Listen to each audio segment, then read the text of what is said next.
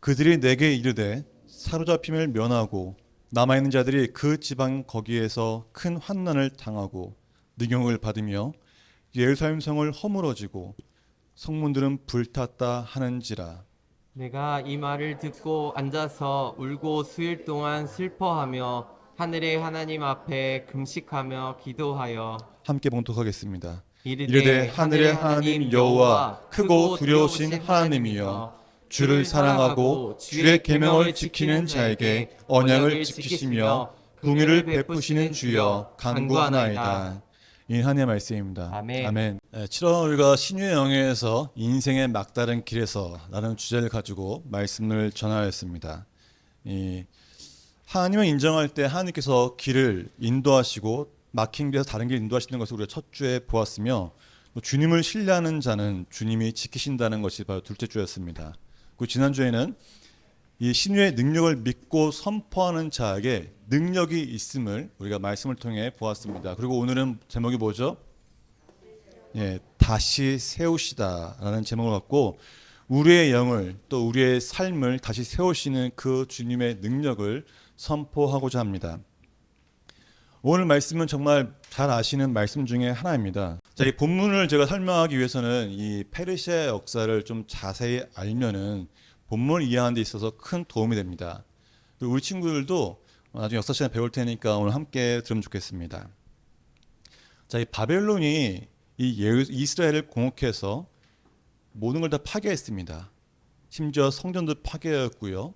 또 백성들을 데려다가 포로로 끌고 가는 역사가 일어났습니다. 그러나 이 바벨론의 포로 생활을 한 지 70년 되었을 때, 바벨론이 세운 지 70년 되었을 때, 이 바사가 바벨론을 정복하게 됩니다. 바사가 바로 페르시아 왕국을 뜻합니다. 공유정원이 있고 난공불락 같았던 그 바벨론 성벽이 30m나 될 정도로 진짜 크고 장대한 성이었습니다. 그런데 그 성을 바로 바사 왕, 페르시아 왕이 정복하게 된 것입니다. 그 왕이 바로 고레스 왕입니다. 이 고레스 왕이 바벨론을 정복하고서 이제 그 바벨론 성에 쫙 들어가서 이제 벨사살 왕과 다니엘이 앉아 있었습니다. 이 고레스 왕이 벨사살, 이 바벨론 왕을 딱 그 자리에 죽여요. 그 다니엘이 고레스 왕에게 말합니다. 난 당신이 이곳에 올지 알고 있었습니다. 당시에 대한 기록이 바로 200년 전에 기록된 거였기 때문에 저는 당신을 기다리고 있었습니다 하면서 이 사설을 딱 보여줍니다. 그래서 고레스 왕이 보고서 이야, 그랬구나. 그래서 이 고레스 왕이 그때부터 이 바벨론 지역과 페르시 지역 여러 곳에 공동체 형성하고 있는 이스라엘 백성들을 불러들여서 이스라엘로 보내게 됩니다. 단순히 그냥 한 것이 아니었어요. 다니엘의 그런 준비를 위해서 이스라엘 백성들이 이스라엘로 한 명씩 한 명씩 돌려보냅니다. 페르시아는 230년 동안 유지될 정도로 아주 큰 강대국이었습니다. 그래서 이 성경 에스라부터 말라기까지는 페르시아와 함께하는 역사를 가지게 되었습니다. 이 바벨론을 정복했던 고레스 왕 때 수룹바벨이라는 자가 나타납니다. 자, 우리 친구 수룹바벨 기억하나요? 네, 수룹바벨이 뭘 했나요? 혹시 아는 친구 있나요? 뭐 했어요? 예, 성전을 건축하게 되었습니다. 이 에스라서 4장 3절 보니까 수룹바벨과 예수아와 기타 이스라엘 족속들이 이르되 우리 하나님의 성전을 건축하는데 너희는 우리와 상관이 없느니라. 바사왕 고레스가 우리에게 명령하신 대로 우리가 이스라엘 하나님 여호와를 위하여 홀로 건축하리라 하였더니 라고 하였습니다. 이 페르시아 왕 고레스 때에 수룹바벨이 성전을 건축하기 시작합니다. 그래서 세 번째 왕이 다리우스 왕 때 성전 건축이 끝나게 되었습니다. 이 기록이 바로 에스라 6장 15절에 기록되어 있습니다. 이 세 번째 왕에 가서야 성전 건축이 마무리된 것입니다. 근데 이 성경에는 페르시아 왕들이 기록되어 있는데 두 번째 왕은 기록되어 있지 않습니다. 두 번째 왕이 누군지 아십니까? 네, 두 번째 왕은 캄비세스라는 왕입니다. 캄비세스. 이 캄비세스 왕이 고레스 왕의 두 번째 왕인데 이 왕이 이제 이집트에 공주가 있다는 소리를 들어요. 근데 공주가 정말 이쁘다는 거예요. 딱 말합니다. 이집트 왕이요, 당신의 공주를 나에게 주십시오. 나 결혼하겠습니다. 근데 이집트 왕이 야, 너 이 페르시아 왕 너는 부적고 없는 애였잖아. 너는 공주랑 결혼이 아니라 공주의 시녀랑 결혼하면서 시녀를 보내버립니다. 그제야 이 캄비세스 왕이 그 시녀 온 것을 보고서 화가 나요. 화가. 내가 이집트를 멸망시키겠다. 이 생각을 갖습니다. 근데 이게 당연한 것이 이 페르시아 왕이 사실 이 메대와 바빌론 사이에 아주 작은 나라였습니다. 근데 이 페르시아가 메대를 정복하고 바벨론을 정복하거든요. 이것은 마치 우리나라가 중국을 정복하고 러시아를 정복한 것과 똑같은 상황이에요. 이집트 입장에서는 이게 보고서 뭐 강대긴 한데 별 볼일 없는 것 같거든요. 왜냐면 원래부터 되게 좀 삐리비했으니까요. 이집트가 공격하기 위해서 이 캄비세스가 공격하고 이제 진군을 합니다. 근데 이제 칼을 뽑아두고서 정복하라! 라고 이제 칼을 외친 다음에 칼을 이제 집어넣잖아요. 근데 집어넣다가 실수로 자기 허벅지를 쿡 찌릅니다. 네, 웃긴 상황이죠. 근데 이 캄비세스가 그 찔린 칼 때문에 파상풍으로 죽게 됩니다. 예, 순간 죽어버렸어요. 어떻게 했습니까? 페르시아 왕자는? 페르시아 왕국은 내전이 일어난 겁니다. 왕이 죽었으니까요. 근데 그 당시에 페르시아에 7명의 모사가 있었습니다. 지략가들이 있었습니다. 그 중에 한 명이 바로 다리우스였던 거예요. 다리우스. 예. 이 다리우스 왕, 다리오 왕이라고 부르는데 이 다리오 왕은 사실 왕족이 아니었습니다. 누구라고요? 페르시아의 모사가였습니다. 7명이 있는데 7명이 왕이 된 것도 참 재미난 상황이 있어요. 7분 중에 어느 한 명이 왕이 되더라도 부족함이 없었기 때문에 서로 7명이서 야 너희들 중에 우리 중에 누가 왕이 돼도 괜찮다. 잘 다스릴 거다라는 생각했습니다. 근데 그 중에 4명이 나는 왕이 되기를 포기할게. 괜찮아. 너희들 중에 해. 하고 4명이 나가버려요. 3명 남았죠. 이 3명이 어떻게 우리가 왕을 정할까? 순서대로 할까? 하는데 그 먼저 누가 할 것이냐는 이제 얘기를 하게 됩니다. 그 생각한 것이 뭐냐면은 아침에 말을 타고 각자 나가자.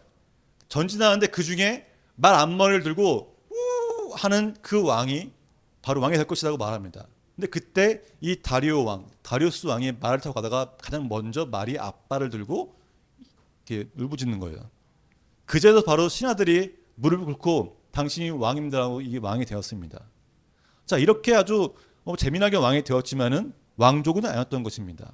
그래서 이 다리우스 왕이 이 뭐예요? 자격지심이에요. 나는 선왕들과 다르게 족보가 없는 그냥 왕이 되었기 때문에 더 큰 일을 하게 됩니다.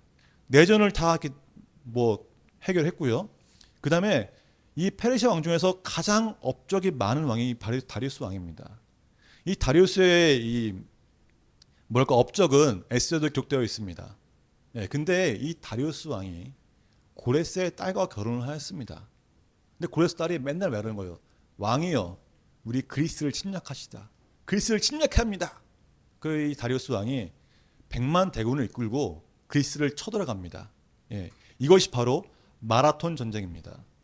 그리스 페르시아 1차 전쟁이 마라톤 전쟁인데 이때 엄청나게 대패를 당해요. 패배하고 고레스 왕까지 죽게 되었습니다.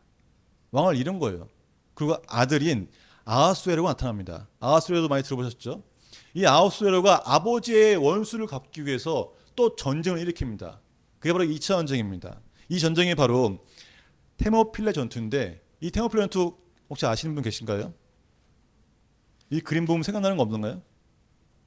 영화 300의 배경이 됩니다. 예, 영화 300 보면 이제 그런 영화가 있습니다. 그 그리스의 아주 소수 인원과 페르시아의 100만 뭐 엄청난 대군이 붙는데 페르시아가 대패를 당해요. 예. 그리고 이 아테네 군사들, 그리스 군사들이 이걸 막는 동안에 아테네에서 다시 재정비를 해서 크게 해전을 치르게 됩니다. 이 해전이 바로 살라미스 해전입니다. 이때 페르시아가 그리스부터 엄청난 대패를 당하고 이 아하수에로가 패전하여서 본국으로 돌아가게 됩니다.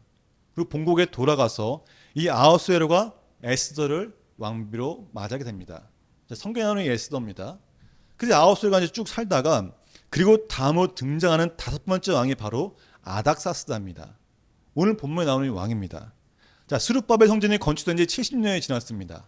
그리고 율법학자든 이 에스라가 아스닥스다 왕 7년에 예루살렘에 가서 율법을 이스라엘 백성들에게 가르치게 됩니다. 그 내용이 바로 에스라 7장 20절에 기록되어 있습니다. 함께 봉독할까요? 에스라여, 너는 내 손에 있는 내 하나님의 지혜를 따라 내 하나님의 율법을 아는 자를 법관과 재판관을 삼아 각 감론편에 모든 백성을 재판하게 하고 그중 알지 못하는 자는 너희가 가르치라. 가르치라. 아멘. 자, 페르시가 바벨론 정복한 이후에 수룹바벨이 예루성전을 건축했습니다. 예, 수룹바벨이 건축했어요. 그리고 에스라가 율법을 가르쳤습니다. 그리고 아닥사스다 12년 때에 느헤미야가 기도하는 장면이 바로 오늘 본문이 되겠습니다. 자, 우리 친구들 이 친구 이름이 뭔지 아나요 혹시? 누굴까요? 정답입니다. 예. 술관장 맡은 느헤미야입니다. 이 느헤미야는 아닥사스다 왕에게 술을 따라주는 유대인 관료였습니다. 예, 이 느헤미야가 등장하는 이 영상을 잠깐 우리 함께 보도록 하겠습니다. 이후 페르시아 왕의 술관리였던 느헤미야는 포로에서 귀환한 예루살렘 사람들의 비참한 소식을 듣게 되지. 주여, 우리를 불쌍히 여기소서. 느헤미야는 하나님께 간절히 기도하고 왕에 간청하여 유다 총리로 예루살렘에 가게 돼. 제가 가면 고생할 텐데. 느헤미야는 예루살렘의 성벽을 재건하기로 하지. 성벽이 있어야 적들을 막을 수 있다. 하지만 주변의 민족들은 그것을 방해할 방해하려 거야. 했지. 그렇게 안 돼. 왜 이렇게 방해하는 거야? 느헤미야는 방해할 거야. 그것을 방어해가며 성실히 성벽을 건설했어. 그렇게 해서 52일 만에 성벽을 재건했지. 그리고 에스라는 하나님의 율법을 낭독했어. 하나님이 우리를 이렇게 사랑하셨다니 하나님께로 돌아가자. 이스라엘 백성들은 기뻐하며 하나님의 뜻대로 살 것을 서약했어. 선서, 이제 하나님의 뜻대로 살겠습니다. 하나님의 뜻대로 살겠습니다. 예, 영상을 보면은 이제 이 느헤미야가 예루살렘의 성이 무너졌던 소식을 듣고 수일 동안 금식하며 기도하여서 아닥사스다 왕에게 이제 허락을 받습니다. 그래서 왕의 원조를 받아서 군사들을 이끌고 또 무장단과 또 지원을 받아서 자원을 끌고서 예루살렘 다시 가서 성벽을 재건하게 되고 또 재건했을 때 이 축제를 즐기며 에스라가 다시 율법을 가르치면서 그들이 함께하는 것을 우리가 보게 되었습니다. 이 거주민들의 방해를 받았지만은 이 느헤미야와 함께 52일 동안의 이 성전 건축을 마무리하면서 아주 큰 역사를 만든 것이 바로 오늘의 이야기입니다. 다들 아시죠? 그래서 이제 이 초막절을 지키게 되죠. 왜냐하면 이제 성벽이 재건되자 50일 만에 완성됐잖아요. 사람들이 너무 기쁜 거예요. 그래서 축제를 엽니다. 축제를 열고 이제 에스라를 딱 초청해가지고 7일 동안 말씀 집회를 합니다. 이때 에스라가 많은 걸 가르쳐줘요. 그리고 초막절을 이제 다시 한번 이렇게 형상하면서 이스라엘 백성들이 이제 하나님의 그 광야와 또 이 이집트에서 그 출급한 것을 다 다시 한번 보게 되면서 기억하면서 다시 마음이 부글부글 막 불타오릅니다. 그리고 그들이 맹세를 합니다. 하나님 앞에 서원을 합니다. 그들이 이제 자신들을 고백하고 하나님의 율법을 따르기로 맹세하며 선서하게 되었다는 것이에요. 여기까지 보면은 아까 말했지만은 이 하나님이 긴 시간을 통해 예루살렘을 다시 세우신 것처럼 보입니다. 그죠? 여기까지 딱 끝났으면 해피엔딩이었을 거예요. 하지만 해피엔딩으로 끝나지 않습니다. 다들 느헤미야의 뒷이야기를 알고 계시죠? 하나님께서 페르시아 제국을 통해 3명의 선지자를 보내시고 예루살렘을 회복시킨 것처럼 보이지만은 그러나 느헤미야와 에스라의 노력에도 불구하고 느헤미야의 마지막 장에 가면은 그 모든 노력이 물거품이 되었음을 보게 됩니다. 이 스룹바벨이 그렇게 힘들게 3대에 걸쳐서 건축한 이 성전은 방치되었고 하나님의 전들의 방을 만들어서 악한 일을 하게 되었고 또 에스라의 가르침에도 불구하고 백성들은 안식일을 지키지 않고 오히려 그 안식일 날에 성전 주변에서 장사를 하는 것을 느헤미야가 보게 됩니다. 느헤미야가 그걸 보고서 머리 끝까지 화가 났어요. 그 사람들의 머리털을 뽑아버리고 야단을 막 칩니다. 진짜 엄청나게 화를 내면서 야단을 쳤어요. 그래서 마지막에 느헤미야가 말합니다. 이 백성들이 아직까지 회복되지 않았지만은 하나님 제 정성을 봐주세요. 저는 노력했습니다. 저는 그래도 한다고 했습니다. 라면서 하면서 이 느헤미야의 장이 끝나게 됩니다. 자, 고레스부터 시작해서 수십 년간 예루살렘을 다시 세우기 위한 그 새로운 소망을 품고서 정치적으로 사회적으로 개혁을 하였지만은 포로 생활에서 돌아온 이 이스라엘의 영적 상태는 전혀 바뀌지 않았다는 것입니다. 이것이 중요한 것이에요.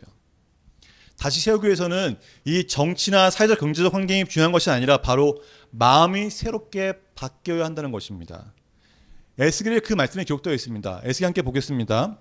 내가 너희를 여러 나라 가운데 인도해야 되고 여러 민족 가운데서 모아 데리고 고국 땅에 들어가서 맑은 물을 너희에게 뿌려서 너희로 정결하게 하되 곧 너희 모든 더러운 것에서와 모든 우상 숭배에서 너희를 정결하게 할 것이며 또 새 영을 너희 속에 두고 새 마음을 너에게 주되 너희 육신에서 굳은 마음을 제거하고 부드러운 마음을 줄 것이며 또 내 영을 너희 속에 두어 너희로 내 율례를 행하게 하라니라.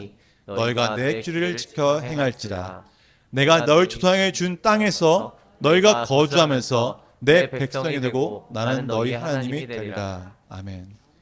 이 에스겔의 예언처럼 많은 사람들이 다시 이스라엘을 돌아오지만은 그들이 정말 중요하게 할 것은 새 마음과 새 영이라는 것입니다. 그렇습니다. 우리가 하나님의 백성으로 살아가기 위해서, 내가 하나님의 자녀로 살아가기 위해서는 내 주변 환경이 중요한 것이 아니라는 거예요. 사회적으로, 정치적으로, 경제적으로 안정되는 것이 중요한 것이 아니라 바로 우리의 마음이 바뀌어야 한다는 것입니다. 우리의 영이, 우리의 마음이 새롭게 바뀌어야 한다는 것이에요. 아멘. 그래서 우리는 모두 다 예수님을 믿는 자들입니다. 우리 아이들도 예수 그리스도를 고백했고 예수님이 나의 주님이라고 고백합니다. 바로 그리스도의 새 영을 받은 사람들이라는 것입니다. 그래서 우리는 한 마음으로 모이는 것이에요. 한 공동체 안에서요. 교회에 모여진 예수님을 중심으로 이곳에 모여서 함께 예배드리고 함께 웃으며 함께 중보하는 것이라는 겁니다. 예수님이 한 분 때문에 하나의 비전을 갖고 이곳에 모인 것입니다. 느헤미야와 이스라엘 백성들이 52일 만에 성벽을 건축할 수 있었던 것은 다른 게 아니었어요. 그들이 한 비전을 통해서 한 마음을 갖고 함께 했기 때문에 그것이 이루어진 것이라는 겁니다. 우리가 예수께서 한 분으로 똘똘 뭉쳐서 우리가 함께하고 한 비전을 품을 때 우리 안에 분명히 역사가 일어납니다. 바로 그것이 성경의 이야기입니다.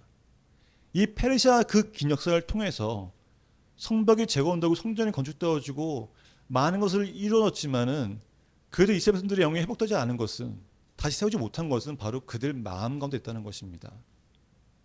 우리가 아직 무너진 것이 있습니까? 우리가 하나님과 회복되지 아니하시고 하나님이 우리에게 그 말씀에서 불구하고 우리가 그곳 가운데 세워지지 않은 것은 바로 아직까지 우리의 마음이 여전히 흔들리는 가운데 있기 때문인 것이에요.